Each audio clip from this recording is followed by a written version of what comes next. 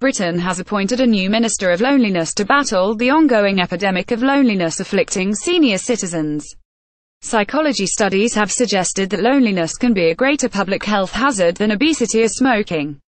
Britain has appointed a Minister for Loneliness to take forward the work of murdered lawmaker Jo Cox and tackle the isolation felt by more than 1 in 10 people in the UK. Sports Minister Tracy Crouch will take on the new role, in addition to her existing job, and develop a strategy to address the problem, which research has linked with dementia, early mortality and high blood pressure.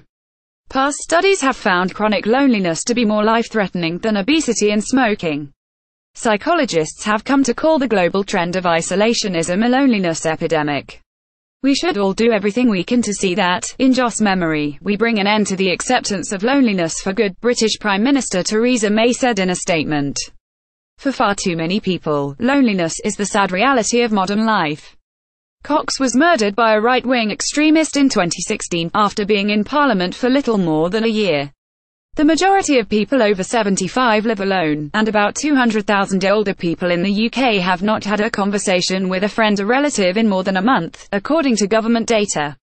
Most doctors in Britain see between 1 and 5 patients a day who have come in mainly because they are lonely, according to the Campaign to End Loneliness, a network tackling the health threat that isolation poses to the elderly.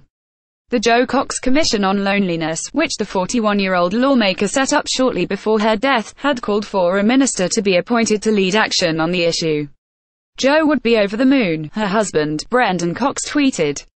Crouch's appointment follows other steps Britain has taken toward combating loneliness. 5 years ago, the first Silver Line Centre opened, giving lonely senior citizens a hotline to call when they want to socialise. Collectively, the centres receive more than 10,000 calls a week. More than 3,000 volunteers work at the Silver Line, and many make follow-up calls to people battling the most extreme cases of loneliness. Site highlights each day to your inbox. Follow Business Insider Australia on Facebook, Twitter, LinkedIn, and Instagram.